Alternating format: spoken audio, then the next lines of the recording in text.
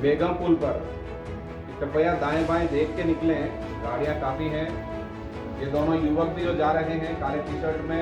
ताकि कोई टच ना करे। ये जो बड़े वाले कमरे हैं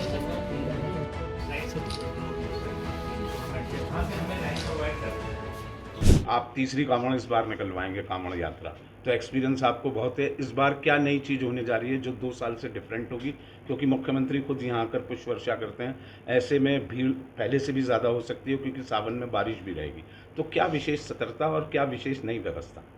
नहीं, देखिए, सबसे बड़ा चैलेंज तो इस बार ये है क्योंकि मेन पीक बारिश सीज़न में इस बार कांवड़ निकलेगी। तो हमारे लिए थोड़ा सा, जैसे सभी जगह पर्याप्त मात्रा में एंटी वैनम और ये सब जगह पे उपलब्ध रहें, उसको हमने सुनिश्चित किया है। और इसके अलावा इलेक्ट्रोक्यूशन के केसेस ना हो। पिछली बार भी आप एक घटना एक्सीडेंटल हुई थी इलेक्ट्रोक्यूशन की, और हम लोग और भी जगह पे काफ़ी हुई। तो इस बार बारिश का मौसम भी ज़्यादा रहेगा, तो उस पर पूरी कोशिश है कि अर्थिंग और सभी चीज़ें सेफ्टी वो सब देखें। सभी ट्रांसफार्मर्स की बैरिकेडिंग प्रॉपर्ली हम लोगों ने करवाई है, तो इन सब चीज़ों पे विशेषकर निगरानी रहेगी। पिछली कांवड़ के एक्सपीरियंस से हम लोगों ने ये भी देखा कि ट्रैफिक पिछली बार हमने काफ़ी सुचारू रूप से उसको इंश्योर किया था। तो प्राथमिकता यही रहेगी कि ट्रैफिक कहीं भी ना रुके, लोगों के आवागमन में कोई प्रॉब्लम ना हो, क्योंकि पूरा मूविंग ट्रैफिक है। तो कहीं पे भी थोड़ी भी बाधा 2 मिनट 5 मिनट की भी आती है तो काफ़ी भीड़ इकट्ठी हो जाती है। तो उसके लिए हम लोग इंश्योर करवा रहे हैं कि अच्छे से वो ट्रैफिक का पूरा निकल जाए। इसके अलावा आखिरी के 3 या 4 दिन जब डाक कांवड़ चलती है, उस टाइम पे काफ़ी इश्यूज़ और भीड़ के रहते हैं। तो उस टाइम पे फोर्सेस, मजिस्ट्रेट और सबकी तैनाती हम लोग सही से कर रहे हैं कि इंश्योर करेंगे। और पिछली बार की भी आपने देखे होंगे कि कांवड़ 1 या 2 बारिंग इंसिडेंट्स जो हुए, उसके अलावा सभी सुचारू रूप से कांवड़ यात्रा यहाँ पे निकली थी। और मेरा आपके माध्यम से भी लोगों से निवेदन है कि ये श्रद्धा का एक त्यौहार है, एक कांवड़ यात्रा, और इसको उसी हिसाब से करें।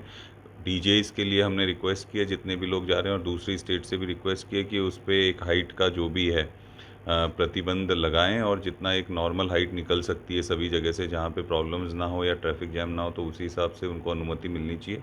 बाकी पूरी कोशिश है, जैसा कप्तान साहब ने भी बताया, कि सभी जगह सुरक्षा के कड़े इंतजाम किए गए हैं, और ऑलरेडी सेक्टर और जोन में पूरा एरिया को बांटा गया, और उसी हिसाब से मजिस्ट्रेट्स और पुलिस की तैनाती उसमें की गई। सर, पुलिस महानिदेशक और प्रमुख सचिव के निर्देश थे जो वो हैं डीजेस, वो निर्धारित डेसिमल में वॉल्यूम में चलें, तो वो कितना बड़ा चैलेंज होगा कि उनको रोकथाम, क्योंकि कंपटीशंस होते हैं डीजे के, वो हर स्पॉट पे लगाकर कंपटीशन लड़ते हैं, बहुत हज़ारों की तादाद में डीजे होंगे, तो उसके लिए क्या कोई विशेष व्यवस्था है?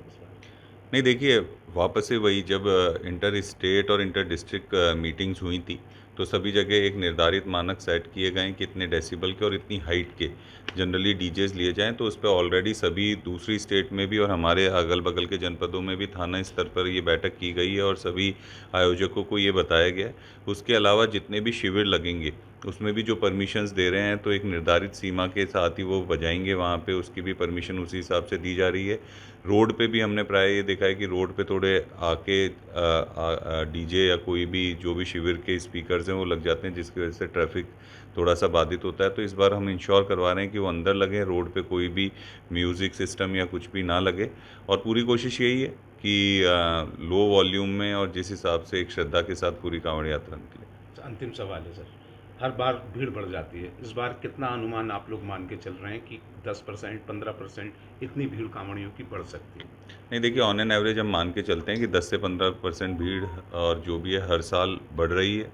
और जिस तरीके से यातायात और बाकी की चीज़ें सुगम हो रही हैं, तो लोगों का आना भी परिवार के साथ थोड़ा बढ़ रहा है, क्योंकि अब आप पिछले 2-3 साल से देखेंगे काफ़ी फैसिलिटेट भी किया गया है कांवड़ यात्रा को, चाहे वो शिविर हो, मेडिकल कैंप्स हो, यातायात को लेके हो।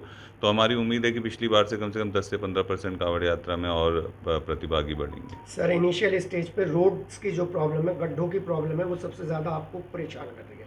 अब तक चौधरी जो मार्ग है, कांवड़ का मार्ग, चौधरी चरण सिंह कांवड़ मार्ग, उस पर कितने रोड के गड्ढे सही हो गए सर? 1000 से ज़्यादा की संख्या आई थी। नहीं, आप अभी देखेंगे जाके, हमारे मेजर 3 मार्ग हैं।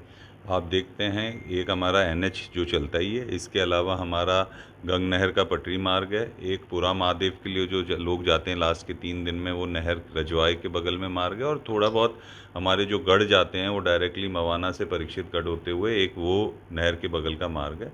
आप आज सारे चेक करवाइए। गंगनहर पटरी मार्ग ऑलमोस्ट पूरा सही कर दिया गया है, अनूप शहर वाली रोड पूरी सही है, NH आपका है ही ऑलरेडी सही, नहर वाला में भी काम चल रहा है, ऑलरेडी गड्ढे भर दिए गए हैं, वो लास्ट के 2 या 3 दिन में यूज़ होती है। तो आज के टाइम पे हम लोगों ने खुद इंस्पेक्शंस करवा के चेक कर लिया है, तो कहीं भी कोई भी अब गड्ढों की प्रॉब्लम नहीं है।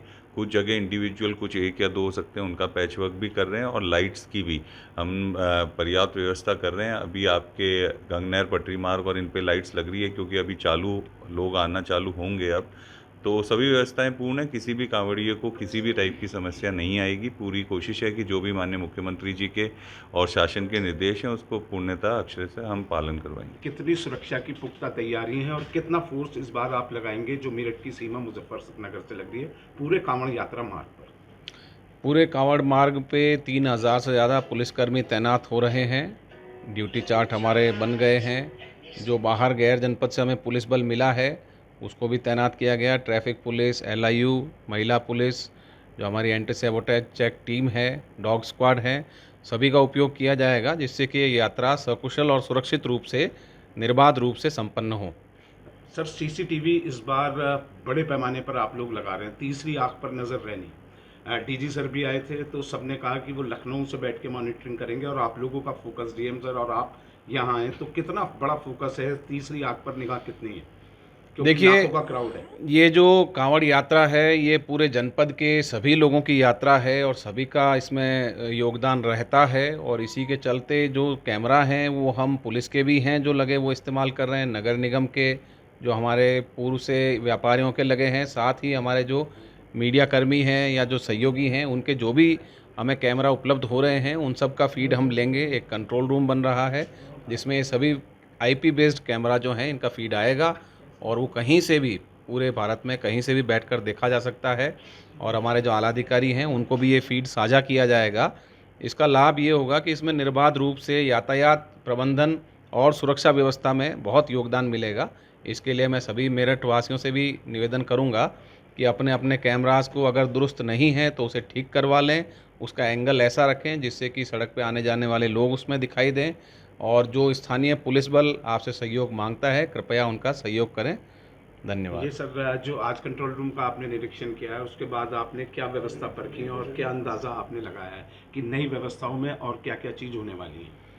ये कंट्रोल रूम का जो आज हमने और DM साहब ने जो निरीक्षण किया है ये बड़ा लाजवाब कंट्रोल रूम बना है और बहुत अच्छी फैसिलिटी मेरठ शहर के लिए है, जिसमें कि 170 के करीब CCTV कैमरास के जरिए शहर के सभी महत्वपूर्ण मार्गों पर और चौराहों पर नज़र रखी जा रही है। साथ ही इसमें जो PA सिस्टम लगे हैं उससे 2 वे कम्युनिकेशन की व्यवस्था हो रही है।